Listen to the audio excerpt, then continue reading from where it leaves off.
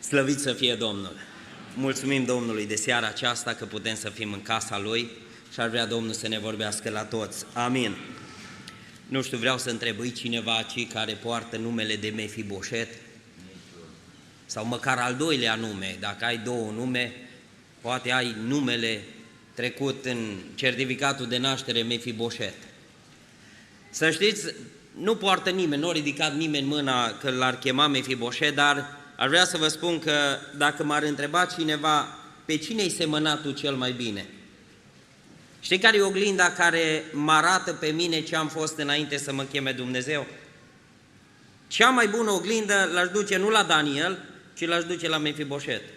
Vreau să vă spun ceva, că nu poți să ai parte de chemarea lui Dumnezeu dacă nu îți recunoști starea în care ai fost. Mefiboset a fost chemat pentru că împăratul și-a adus aminte de el. Vreau să vă spun că fiecare dintre noi, dar nu toți, cei mai mulți, suntem aici pentru că am avut o zi în care ne-a chemat împăratul. Slăvit să fie numele Domnului! Pentru unii care poate sunteți pentru prima dată sau pentru unii care ați venit forțați de împrejurări, te-o forța maică ta, nevastă ta, te-a adus cineva aceea, vreau să-ți spun, cred că în seara asta, e seara în care Dumnezeu mai vrea să strige odată în Elim, să mai cerceteze fiii risipitori, să mai cerceteze pe cei care s-au depărtat, cei care nu au avut parte de chemare. Și în seara asta, Domnul să cheme la mântuire, Domnul să ia de la Lodebar și să mai aducă la masă. Slăvit să fie numele Domnului! Vreau să vă spun, istoria lui Mefiboset e și istoria noastră. Pentru că toți am avut parte de momente de ridicare și am avut momente, știți, rugăciunile alea când ești sus pe munte. Alea-s rugăciunile în gura mare. Nu-ți trebuie microfon, ca îi acoperi pe toți. De ce? Că alea-s rugăciunile când stai la masă. Dom'le, ai vrea toată lumea să te audă. Dar n-am avut în viața noastră momente când te-ai rugat pe silențios. Ai dat volumul pe încet, să nu te audă nici măcar ăla de lângă tine. Ai avut rugăciuni în care n-ai vrut să te audă nici nevastă ta, nici copiii tăi, n-ai vrut să te audă nici soțul tău, nici păstor, nimeni. N-ai vrut să te... Pentru că toți am avut momente când am fost sus și am avut momente când Dumnezeu ne-a trecut prin vale. De aceea mesajul din seara aceasta l-am intitulat Cădere și ridicare. De la decădere, omul acesta care a căzut într-o zi, a fost ridicat într-o zi de împăratul. După aproximativ 25 de ani, teologii spun că ar fi trecut undeva în jur de 25 de ani, când l-a chemat David să-l pună din nou la masă. Nu mai văzut Ierusalimul 25 de ani. Și după 25 de ani, când totul a fost pierdut în mintea lui, când au crezut că de el toată lumea a uitat, Ierusalimul a uitat de casa lui Saul, a uitat de Mefiboset, a uitat de el, totuși într-o zi își aduce aminte împăratul David de el. Știți ce aș vrea, fratele meu și sora mea? Seara aceasta să fie seara în care Domnul să-și aducă aminte de tine. Aș vrea mesajul acesta să fie un cuvânt pentru sufletul tău și să zici, da, Domnul și-a adus azi aminte de mine. O strigat ce nu mai strigat nimeni niciodată. O singură dată s-a strigat în Israel ce o strigat David. Numai el a putut să strige și o strigat o singură dată. Și a zis, mai este cineva din casa lui Saul să mă porc cu el, cu o bunătate ca bunătatea lui Dumnezeu. O singură dată, o singură chemare. Și Mefiboset se ridică, nu știu cum s-a ridicat, și ajunge în prezența lui Dumnezeu. Vreau să-ți spun, în prezența împăratului, vreau să-ți spun în seara aceasta, că poate pentru tine e ultima dată când te mai strigă împăratul. Dar știți ce ar vrea? Să faci ce-a făcut Mefiboset, să-i auzi glasul. Să nu-l auzi pe Dani Popa, să nu-l auzi pe fratele Moț, ci să-l auzi pe împăratul împăraților, care te cheamă, nu eu chem, nu noi chemăm, ci Dumnezeu își întinde mâinile în seara aceasta spre sufletele noastre. Mărit să fie numele Domnului. Istoria lui Mefiboset, să știți, e o istorie foarte ciudată. Toate pozele în care au apărut Mefiboset, toate pozele erau frumoase până la vârsta de 5 ani. Vârstă în care de la 5 ani de zile nu se mai găsesc poze cu Mefiboset. Până la vârsta de 5 ani în toate zâmbia, în toate era îmbrăcat bine, în toate era numai în haină regală. Toate pozele îl arătau pe Mefiboset succesor la tron, că se trăgea exact pe sfița de neam, fiul al lui Ionatan, da, nepotul lui Saul, direct următorul la tron. Tot a fost extraordinar. O viață înfloritoare, toată lumea roia în jurul lui Mefiboset, până într-o zi. Știți până când? Când spune cuvântul Domnului în 2 Samuel 4:4, că s-a întâmplat ceva ce nu s-a așteptat să-i se întâmple. Știți că cei mai mulți am avut momente când ne-am rugat încet, pentru că am avut o zi în viața noastră când s-a întâmplat ceva. Așa s-a întâmplat și în viața lui Mefiboset, spune Biblia, 2 Samuel 4:4. Ionatan, fiul lui Saul, avea un fiu olog de picioare și în vârstă de 5 ani, când a venit din Israel vestea morții lui Saul și a lui Ionatan. Și auziți acum, la vârsta de 5 ani s-au gătat pozele, s-au gătat videoclipurile astea pe WhatsApp, cum e băiatul meu, cum e nepotul meu, de frumos. Totul s-a prăbușit, că a intervenit cineva și a făcut cel mai dezastruos lucru. Spune Biblia așa, 2 ca lui l-a luat în brațe și a început să fugă cu el. Și spune că 2 ca l-a dorind să fugă mai repede, să-i scape viața, de fapt i-a ruinat viața. I-a prăbușit tot ce a mai fost valabil în viața copilului acestuia. L-a luat 2 ca în brațe și au crezut că ea aleargă mai repede decât să-l ia de mână, decât să meargă el pe jos, o zis, urcă la mine în brațe, că eu te duc mai repede. Vreau să vă spun, mulți purtăm multă amărăciune în viața noastră, știți de ce? Că ne-am urcat în brațele cui nu trebuia.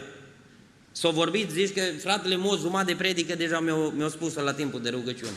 Nu știut, nu văzut schița, dar au fost călăuzirea Duhului. Câți nu s-au urcat în brațele bogăției? 2 ca lor a fost bogăția. Cine-i ca mine, Domne? Arogant, tupeu, tot ce-au vrut. Până o dat viața cu el de pământ, nu? Și s-a prăbușit tot. Tot s-a prăbușit. Se vorbea de frumusețe. Câți nu sunt, Domne? Când o intrat, zici că e la Milano, la defilarea modei, la, Domne, e zeu când intră și îl admiră, și o admiră, Domne, n-are nimeni cum are el acasă. Și uitați-vă, la cei care s-au urcat în brațele doici, toți am avut 2 ca noastră. Aia care ți-o dat siguranță, aia care ți-o zis, cu mine merge. Câți nu au intrat în pușcărie, că într-o zi 2 ca știi ce le-au zis, auzi, ocolește statul, adică nu du-te pe la unguri, ci ocolește ANAF-ul, lasă că ăștia nu te prind, ăștia nu te caută. Și-au dat o semnătură, au mai pus un 0 acolo, s-au uitat să mai pună un 0 și s-au urcat în brațele doicii. Și-au zis că merge, că s-au îmbogățit repede. Că tot ce o trebuie să stea la rând nu mai stă, că a ajuns direct în față. Uite-l ce bine îi merge. Dar știți ce a zis Psalmul 49 care s-a citit în seara asta? Vă spun, o zis așa, nu te uita cu jin spre cei care se îmbogățesc repede. Nu te uita că tot la fel îi îngroapă. O zis, tot la fel se duc. Tot la fel, nu iau cu nimic cu ei din lumea aceasta. Câți nu s-au urcat în brațele doicii a bogăției și au zis, eu sunt pe cai mari. O uitat de unde au plecat, o uitat ceapa verde care au mâncat-o, o uitat slănina, nu? E din restaurant în restaurant. Și vine moment, pentru că așa face viața. Atunci când te urci în brațele cui nu trebuie, viața dă cu tine de pământ. Și îți dai seama că tot ce ai adunat, tot ce ai fost tu, toată siguranța ta și aroganța ta e prăbușită la pământ. Spune Biblia că în momentul acela când 2 ca se grăbea să fugă cu el, o da cu el de pământ și tot ce a fost frumos în viața lui Mefiboset s-a ruinat pentru totdeauna. Tot s-a ruinat pentru totdeauna. Am fost undeva la o adunare în nordul țării și când am trecut, eram cu cineva în mașină, îmi spune așa, zice, uită-te pe marginea drumului, zice, trecem pe lângă un monument funerar pe marginea drumului. Zice, o să vezi că e un monument deosebit. Zice, a fost un accident de mașină. Când am ajuns acolo, pe drumul acela, un drum foarte aglomerat, era pe o placă funerară, era un chip de femeie tânără, în jur de 25 de ani. Dar zic, ce s-a întâmplat? Zice, uite, femeia aceasta care a murit, zice, a fost soția celui mai bogat tânăr din zona noastră de aceea. Plin de bani, plin de bani. Zice, era atât, zice, o fost sărac la început, dar zice, l-au luat 2 ca în brațe. L-au luat 2 ca în brațe și au început să fugă cu el. S-au îmbogățit așa, toți ne-am mirat, cum ăsta așa? Nu ne-au zis, au zis că totul e legal, totul e cinstit. Dar să știi ceva, Dumnezeu vede când mergi pe jos și vede când te-ai urcat în brațele cui nu trebuie. Vede Dumnezeu pașii mărunți care îi faci. Pentru că o zis înțeleptul Solomon, cine adună mărunt puțin cu puțin, ăla se îmbogățește, ăla dăinuiește, nu? Că 2 ca, dă cu tine imediat de pământ. Și o zis, băiatul ăsta avea o firmă foarte mare, un arogant, zice, de nota 11. Zice, nu mai puteai discuta cu el. Dar zice, Dumnezeu care a fost suveran și a văzut toată situația, că zice, noi vedeam numai pozele care ni le arăta el, dar Dumnezeu vedea toate pozele. vedea în brațele cui, vedea ce se întâmplă în viața lui. Și o zi zice, Dumnezeu i-a vorbit și a spus, ascultă bărbatule, dacă nu te cobori și nu te smerești, dacă nu-ți refaci relația cu mine, vine vremea când vei pierde tot. Știi ce a zis? Eu sunt cu doică, nu am cum să cad, n-am cum să cad. Mi-a zis fratele care era cu mine în mașină, a zis, Dani, ne-a arătat la toți extrasul de cont. Nu e ăsta, asta e schița de predică.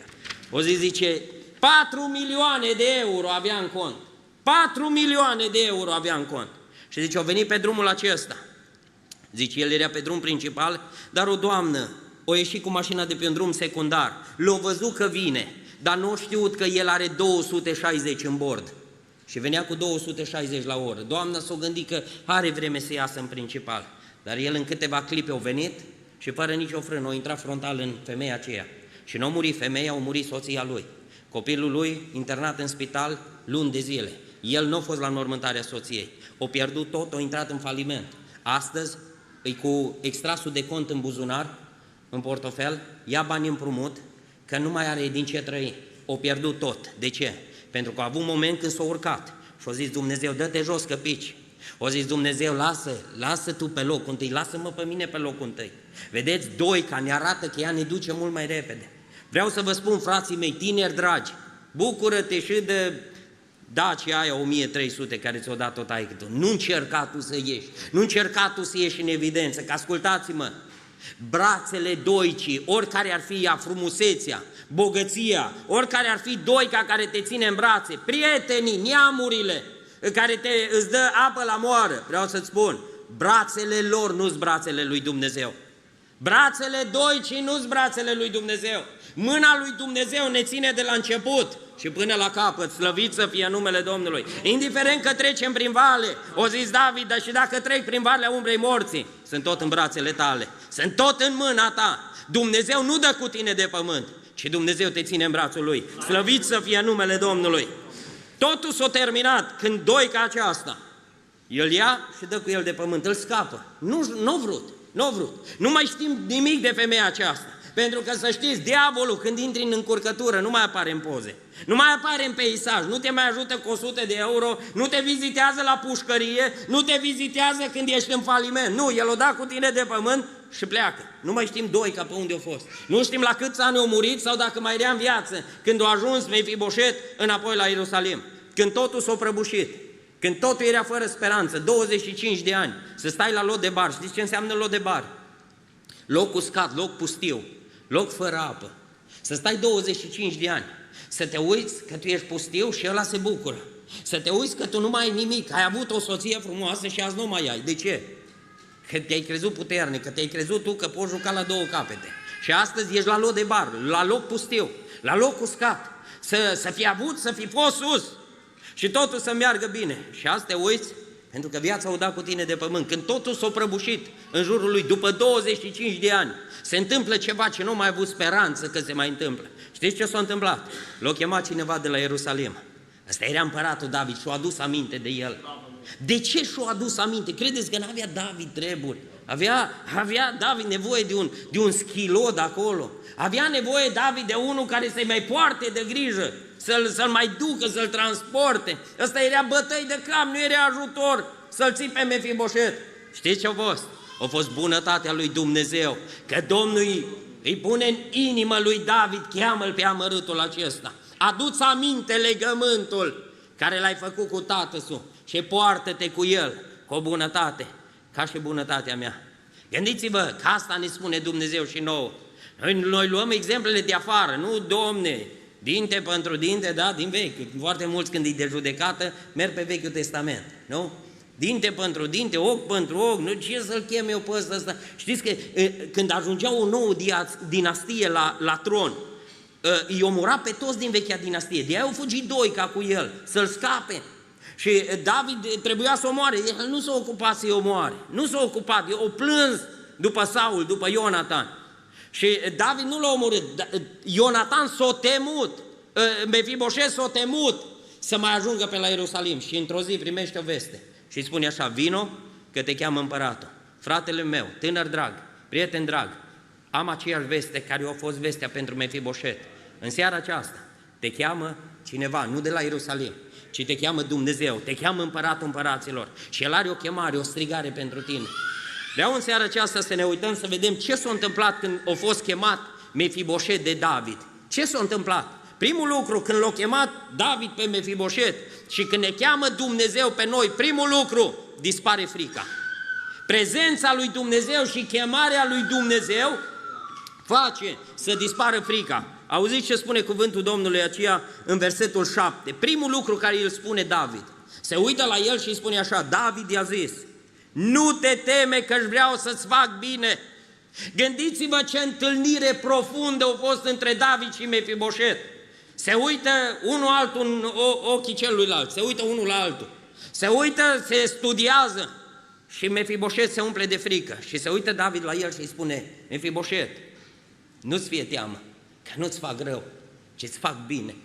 Frații mei, noi toți am fi meritat Dumnezeu să ne facă rău, dar El ne-a făcut bine, slăvit să fie numele Domnului. Noi am fost chemați, asta e relația, când Dumnezeu cheamă pe cineva, Dumnezeu primul lucru îi face să dispară teama.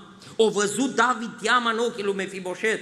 Dumnezeu vede în seara aceasta teama din viața ta. Dumnezeu vede îngrijorarea de peste sufletul tău. Dar vrea să fie o întâlnire reală, nu de formă, nu de duminică seara, ci în seara asta să fie o întâlnire reală între tine și Dumnezeu.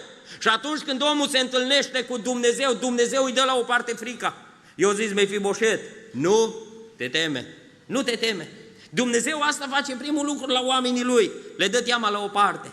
Știți că anul acesta când a fost botezul în apă, aceea a fost o tânără care s-a botezat. Fata aceasta a fost foarte mult amenințată de cei din familia ei și au zis, orice, umblă cu cine vrei, du-te pe unde vrei, dar să nu cumva să te botezi, să nu cumva să te pocăiești. Că au auzit părinții că venea la adunare. Și știți ce a făcut fata aceasta? Pentru că a avut o întâlnire reală cu Dumnezeu. Știți ce a făcut? A venit și a intrat în apa botezului. Pentru că a fost gata să dea teama la o parte. Pentru că atunci când poruncește Dumnezeu să plece teama, teama pleacă. Mefiboset nu s-a mai simțit înfricoșat, Mefiboset nu a mai simțit teama în inima lui, pentru că i-a zis David, nu te teme că-și vreau să-ți fac bine. Chemarea lui Dumnezeu e o chemare în care face să dispară teama din viața noastră. E un cuvânt frumos, dacă vrei să-l afișezi, un cuvânt extraordinar pentru vremea asta tulbure, pentru sufletele noastre. Isaia 43, versetul 1 și 2. Îl știm cu toții, cei mai mulți îl știm pe de rost. Știți ce spune? Acum așa vorbește Domnul care te-a făcut Iacove și Cel ce te-a întocmit Israele. Nu te teme de nimic, căci eu te izbăvesc. Te chem pe nume, ești al meu. Păi când te-a chemat Dumnezeu, tu ești proprietatea lui Dumnezeu și El îți spune, nu te teme. Când vin valurile, când vine furtuna, El îți spune, nu te teme. Dacă vei trece prin ape, eu voi fi cu tine.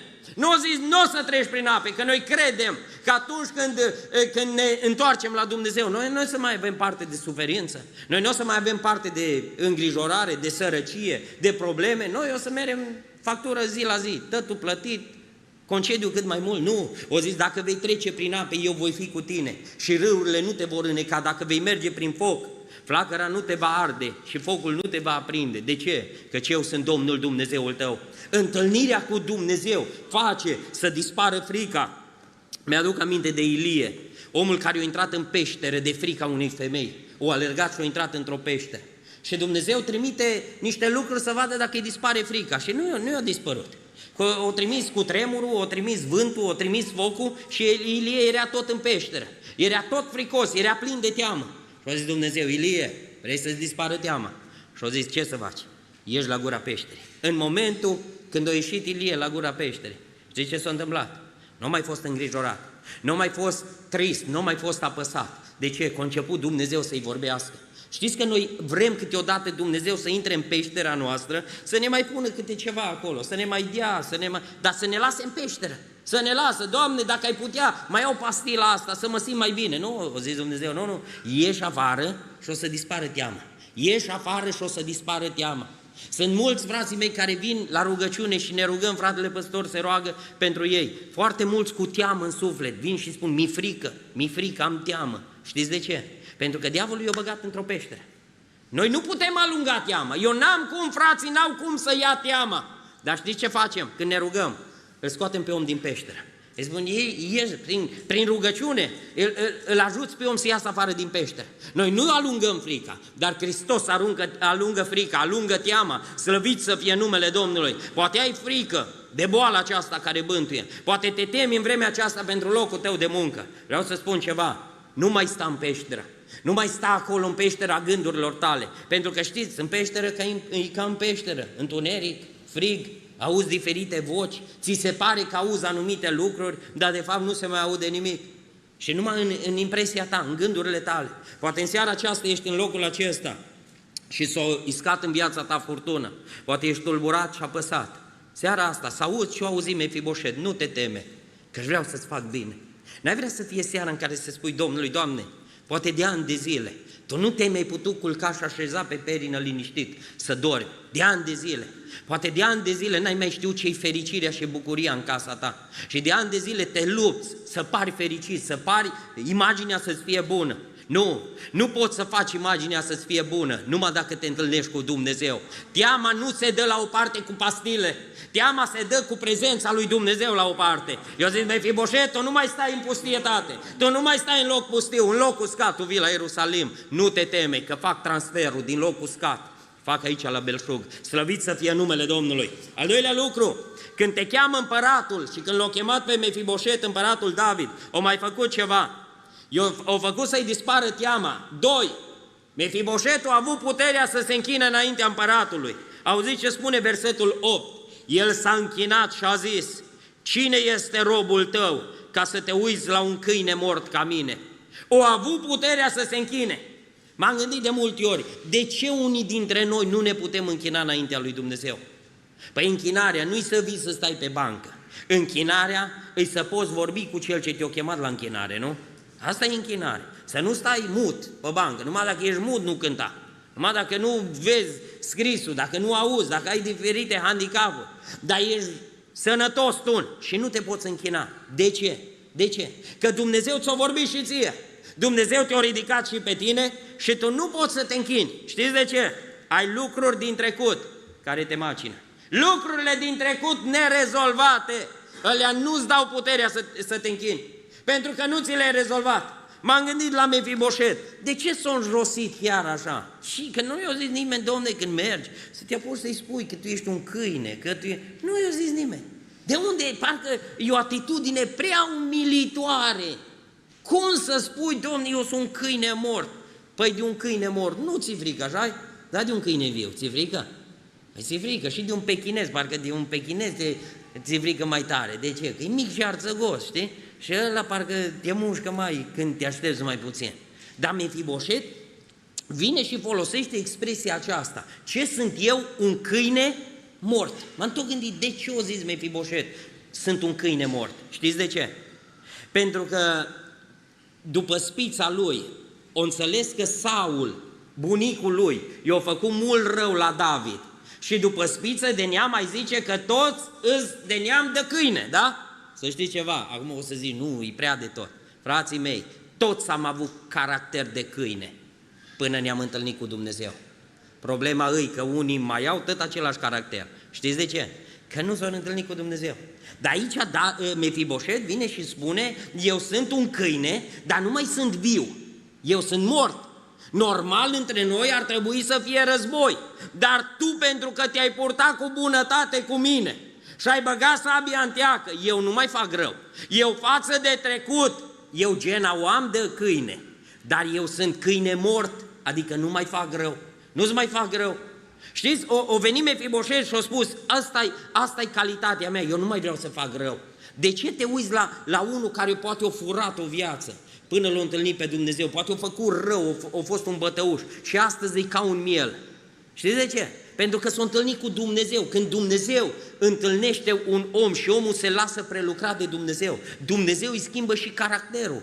Dumnezeu îi schimbă caracterul. Mefiboșet a venit și a zis, eu față de trecut, eu mă pot închina pentru că legătura între mine și trecut e ruptă. A venit și s-a închinat. Știi de ce nu te poți închina înaintea lui Dumnezeu? M-am uitat când s-au cântat. Foarte mulți nu cântă. Dom'le, stau. Știi de ce? Să mai gândesc la lucrurile din trecut. Mai au lucruri din trecut care îi macină. Ar mai mușca cel. ar mai lovi ceva. Îs lucrurile alea care îți atacă inima, care îți atacă mintea și îți slăbesc puterea de a te închina înaintea lui Dumnezeu. Tu vii la adunare, tu simți ceva, dar nu poți. Știi de ce? Că tu nu ești schimbat, nu ești transformat de Dumnezeu.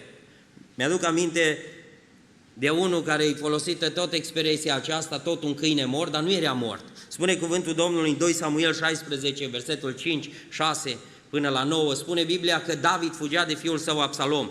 Și spune cuvântul Domnului că a venit unul pe zid și arunca cu pietre după el și arunca cu praf după el și îl blestema. Shimei, ați auzit de el? Și vine Abișai la David și îi spune, auzi, cine-i câinele ăsta mort? Lasă-mă să mă duc să iau capul. Câinele ăsta mort care te blastămă pe tine. Și ce-o zis David? O zis, ăsta nu-i mort, ăsta-i viu. Tu vezi că-i mort, dar ăsta nu-i mort, ăsta-i viu. Pentru că, vă întreb, Shimei era mort sau viu? Era viu. De ce? Că arunca cu pietre. Arunca cu piatre după David și nu numai după el, după toți slujitorii. După toți slujitorii arunca cu piatra. Și a zis David, Shimei, tu vezi rău, că ăsta nu-i mort, ăsta îi trăiește, ăsta caracterul lui de câine, ăsta îl face să arunce cu pietre după noi, să ne vadă cei mai răi. Dar știți ce a zis David? Nu-i problemă, Abișai, poate Dumnezeu va privi spre mine și îmi va întoarce blestemul în binecuvântare, îmi va întoarce răul care mi l-a făcut, îl va întoarce în bine. Uitați-vă la Mefiboset. Mefiboset a fost omul care atunci când s-a întâlnit cu împăratul David a recunoscut, da, eu n-am avut un caracter de înger, am avut un caracter de câine, dar nu mai am puterea câinelui, nu mai fac rău. Știți ce-mi doresc? În locul acesta să venim și să fim oameni transformați de Dumnezeu. Atâta vreme cât ai piatra, tu nu ești transformat de Dumnezeu. Tu nu ești Mefiboset, reabilitat și ridicat de Dumnezeu. Tu ești Shimei, că de aia câtă vreme încă mai ai colți, să mai muști pe unul, pe altul, să mai împingi, să mai îți faci ție loc. Ascultă-mă, în tine nu-i Duhul lui Dumnezeu, ci tu ești la braț cu Shimei. Tu ești cu pietrele, ești cu sacul cu praf după tine. Pietrele-s bune să zidim altare sau să lovim pe Goliat. Dar nu să lovim după David, să lovim după împărat, scos colții. Îi scoate colții, oaia niciodată n-are colți. Uitați-vă la oaie, că mielul și oaia n-are colți. Dacă încă mai se plimbă în tine Duhul acesta al lui Shimei, știți ce ar vrea? Hristos în seara aceasta să transforme. Hristos în seara aceasta să elibereze inima ta, să ridice, să restaureze, pentru că, fraților, avem nevoie de un duh de închinare înaintea lui Dumnezeu. O venit Shimei, s-o aruncat cu fața la pământ și o zis, eu vreau să mă închin înaintea ta. Nu ai obosit decât să învii la casa lui Dumnezeu și tu nu mai simți nimic ce înseamnă închinarea. Tu nu mai simți nimic. Tu nu mai simți nimic la o cântare, tu nu mai simți nimic la rugăciune. N-ai vrea să te uiți în viața ta lucrurile care le ai din trecut și încă sunt active, sunt vii în viața ta și ăstea te seacă de putere. Tu vii, umpli locul la fanfară, la corl, în biserică, dar tu nu mai ai puterea închinării. De ce? Că ai alte lupte. Ai alte lupte care nu-s după voia lui Dumnezeu. Ar vrea în seara aceasta Domnul să ne dea puterea transformării și să știți, El transformă omul. Uitați-vă la Iosif, vor veni frații lui și au zis, ăsta are putere să ne facă rău. Te rugăm să nu ne faci rău, să nu ne omori. Știți ce au zis Iosif? Dumnezeu, eu am puterea, dar eu nu am caracterul ăla să vă fac rău.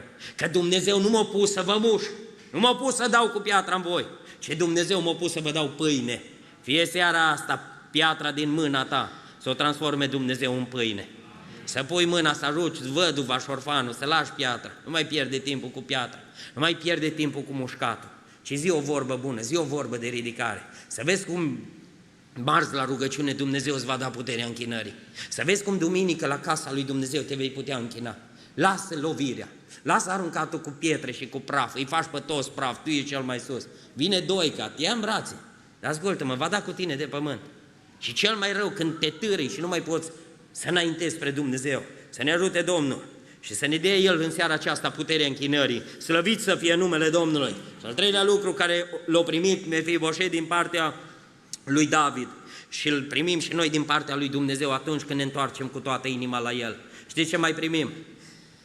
Atunci când ne întoarcem la Dumnezeu, Dumnezeu ne dă resursele de care avem nevoie, nu care ni le dorim.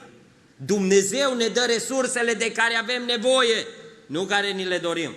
Dacă l-ai fi întrebat pe Mefiboset ce-ți dorești, știți că noi de cele mai multe ori cerem la Dumnezeu nu ce avem nevoie, ci ce ne trebuie, ce ne dorim. Nu ce ne trebuie, ci ceea ce dorim. Doamne, mai vreau asta, dă-mi asta. Dar întrebarea îi, ai nevoie de lucrul acela?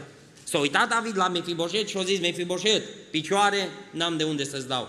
Dar îți dau două lucruri. Eu zis așa, îți dau pâine, îl cheamă pe Țiba și îi spune, Țiba, du-te și lucrează tu pământurile lui Saul, du-te lucrează pentru el și pune-i pâinea pe masă.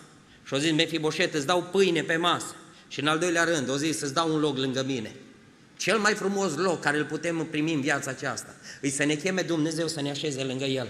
E cel mai frumos, să-ți dea resursa asta Dumnezeu. Uită-te că îți dă Dumnezeu resursa asta în fiecare zi și tu plângi după altele. Ai pâine pe masă, am mâncat toți. Dacă e cineva care nu a mâncat la amiază și n-are de mâncare, știți că aici e locul unde nu plecăm flămânzi, aici e locul unde se rezolvă problemele acestea, dar cred că toți am mâncat. Când ai mulțumit Domnului, Doamne, îți mulțumesc că nu mi-o lipsit pâinea pe masă, că Tu vrei nu știu ce, asta e altceva. De eu zis, David, eu nu-ți dau picioare, că s-ar putea să-ți dau picioare și s-ar putea să mergi pe unde nu trebuie. S-ar putea să faci lucruri care să nu-ți mai aducă cinste, dar eu zis să-ți dau pâine și te pun lângă mine la masă. Îi dă resursa de care avea nevoie. Mefiboset avea mai mare nevoie de pâine decât de picioare. Câți nu ăți care au pâine? Câți nu ăți care au și pâine, au și picioare și-s departe de Dumnezeu? Câți nu au cerut și Dumnezeu le-a dat tot ce și-au dorit? Și uite-te, poate nu mai sunt în casa lui Dumnezeu. Poate ne rugăm pentru ei ca Dumnezeu să-i aducă înapoi în casa lui Dumnezeu. Seara aceasta vreau să-ți spun că poate ai lucruri care le cere înaintea lui Dumnezeu. Dumnezeu îți arată două lucruri care ți le dă, resursele de care ai nevoie. Ca să te poți închina, ai nevoie de pâine, să-ți hrănești trupul acesta. Dar nu uita că El ți-a mai dat un loc special. Vă spun, am mers în multe locuri, am slujit în multe locuri, și în țară, și dincolo, și în America. Dar vă spun ceva, am fost și frații, poate că se întorc în România. Vă spun, cel mai frumos loc și cea mai înaltă onoare care mi s-a dat vreodată în viață, știți care a fost? Când m-a luat Fiul lui Dumnezeu de la Lodebar. Când m-a luat Iisus Hristos, Fiul lui Dumnezeu, într-o seară ca seara aceasta, când m-a chemat și m-a strigat și m-a luat și m-a pus lângă El, la masă. Astăzi stau în fața dumneavoastră și vestesc cuvântul lui Dumnezeu, pentru că într-o zi Hristos m-a luat, mi-a dat pâinea și m-a așezat lângă El la masă. În seara aceasta vreau să-ți spun, Hristos te cheamă la masa Lui. În seara asta El îți dă resursa asta care nu ți-o poate da nimeni în lumea aceasta. Nimeni nu ți-o poate da. Sunt oameni în vremea aceasta care au uitat binele care le-a făcut Dumnezeu. În seara asta Domnul mai strigă nelimp și o striga David odinioară. Mai este cineva? Mai este cineva care își vede handicapurile? Când îți dă Dumnezeu resursele, dragul meu, spune Biblia că l-a luat David pe Mefiboset și l-a pus la masă. Și a zis, tu ești ca fiii mei. Și a zis, între tine și copiii mei nu-i nicio diferență. La fel sunteți. Și a zis, stai la masă. S-a așezat Mefiboset la masă. Știți că semăna identic cu Absalom, cu Amnon, semăna cu toți. Cu toți, era la fel. Nu era nicio diferență. Știți până unde? Până la brâu. Dacă lua Mefiboset fața de masă și s-o ridice să se uite sub masă, știți ce realiza? Că el n-ar fi avut dreptul să stea acolo la masă. De ce? Că își vedea handicapurile. Știți ce e cel mai dureros? Că îți mulți frați, mulți în vremea aceasta, care au fost răscumpărați de Dumnezeu, care au fost salvați de Iisus Hristos și au uitat handicapurile care le-au avut. N-ai vrea în seara asta să te mai uiți sub masa vieții tale? Să vezi în oglindă că istoria lui Mefiboset și istoria ta, cu handicapurile tale care Dumnezeu nu ți le-a spus la nimeni, nu le-a dat pe față, Dumnezeu ți le-a acoperit și a zis, ești ca fiii mei, eu te iubesc și pe tine, ca ăla care nu mers în lume, ești la fel cu ai mei. Dumnezeu nu se uită, nu-ți mai ridică fața de masă să-ți arate handicapul, dar știi ce spune? Mai uită-te tu din când în când sub masă. Și uită-te cine ai fost și unde ești astăzi, unde te-a ridicat Dumnezeu, ce statut ți-a dat Dumnezeu, ce statut, ce ridicare ți-a făcut Dumnezeu. N-ai vrea în seara asta să îi spui Domnului, Doamne, privește și spre viața mea. Poate viața te-a trântit la pământ, tu nu mai ai bucurie, tu nu mai ai fericire în viața ta. Poate te simți respins și dat la o parte, Lodebarul în viața ta în fiecare zi. Te simți pustit și aruncat la gunoi. În locul acesta e o voce care strigă în fiecare duminică, în fiecare joi seara, la fiecare slujbă, e vocea, nu a lui Dani, ci vocea lui Dumnezeu, care îți spune în seara aceasta: mai este cineva care are nevoie de bunătatea lui Dumnezeu? Mai este cineva care își vede pustirea vieții, care își vede amărăciunea sufletului? Dacă ești în seara asta, în locul acesta, vreau să-ți spun că David, nu a mers David după Mefiboset, ci l-a trimis pe Țiba. Știți că Dumnezeu în seara asta trimite pe Duhul Sfânt să-ți spună că El te cheamă, să-ți spună că nu-ți face rău, ci îți face bine. Din pricina jertfei de la Golgota, din pricina legăturii de pe Golgota, noi suntem aici, că Domnul ne-a făcut bine. O zis David: când Domnului că mi-a făcut bine? Păi când ți-a făcut Dumnezeu ție bine, tu ai puterea să faci și la altul bine. Când vezi bunătatea care ți-a arătat-o Dumnezeu pentru sufletul tău, tu te porți cu bunătate față de cel care-i căzut, care-i trântit la pământ. Nu știu ce voce ai în viața ta, nu știu care-i peștera în care te ține diavolul legat, nu știu care-s gândurile care le ai, dar în seara asta Domnul te cheamă la gura peșterii. El nu vine să-ți mai arunce acolo pâine, să-ți mai dea apă, nu, îți spune: ieși că te cheamă, vino să primești pace, vino să primești eliberare. Se spune despre doi prieteni că se plimbau într-o zi în Chicago și acolo foarte multă gălăgie, foarte multă aglomerație. Și unul din băieții ăștia au zis către celălalt, au zis: ascultă, se aude un greier. Și ăsta la altul a zis: du-te, domne, ce greiere auzi tu, în gălăgia asta, în claxoanele astea, ce greiere auzi? Și a zis: nu mă ascultă. Și a zis: lasă-mă, domne, cu greierii, că n-auzi nimic. Și a zis: ba da, te rog, nu mă fă liniște. Și au mers încet spre un tufiș și a zis: ascultă, se aude aici un greier. Și a dat tufișul, a despărțit tufișul și a văzut un greier acolo. Prietenul lui a zis: extraordinar, cum ai putut să auzi greierul în atâta gălăgie? Cum ai putut să auzi un greier atâta de mic într-atâtea claxoane? Și a zis prietenul lui, zice: uite, să fac un test, închide ochii. Și a închis ăsta ochii, necredinciosul, și prietenul lui a băgat mâna în buzunar și a scos un pumn de monezi. Și a zis cu ochii închiși, ține-i închiși, zice: uite, fac ceva, să-mi spui ce auzi. Și a aruncat monezile în sus. Și monezile au izbit după aceea pământul. Și a zis: spune-mi ce auzi, fără să te uiți. Și ăsta cu ochii închiși a zis: monezi, bani, aud banii. Știți ce i-a zis prietenul lui? Fiecare aude numai ce vrea să audă. Fiecare aude numai ce îi place să audă. Vreau să-ți spun în seara aceasta: ai auzit glasul lui Dumnezeu? Simți că seara asta e seara lui Dumnezeu pentru tine, e strigarea lui Dumnezeu pentru tine? Acolo unde te afli, când ne vom ruga la final, spune-i Domnului: Doamne, privește și spre mine, eu sunt Mefiboset. Dacă o întrebați și n-am ridicat mâna că mă cheamă Mefiboset, nu mă cheamă Mefiboset, dar eu sunt Mefiboset. Vreau și eu salvare, vreau și eu să aud glasul tău, vreau și eu să primez reabilitare, vreau pace. Pacea nu o dă concediu în Dubai, nu o dă concediu la munte, ci pacea o dă Hristos. Slăvit să fie numele Domnului. Hristos este în locul acesta și poate reabilita sufletul tău, poate să dea vindecare handicapurilor tale spirituale. Numai îți spune: nu uita niciodată de unde te-am ridicat, nu uita niciodată binele care ți l-am făcut, aruncă piatra, dă răutatea la o parte și Hristos îți va da binecuvântarea, îți dă pâinea și îți dă un loc lângă El. Fie seara aceasta seara în care să dăm năvală, să ne înghesuim lângă Domnul, nu lângă oameni, ci lângă Domnul Iisus. Să dea Domnul vindecare spirituală în seara aceasta, să mai ridice din lodebarul vieții noastre și să ne facă Domnul oameni care să rămânem lângă El până la capăt. Amin.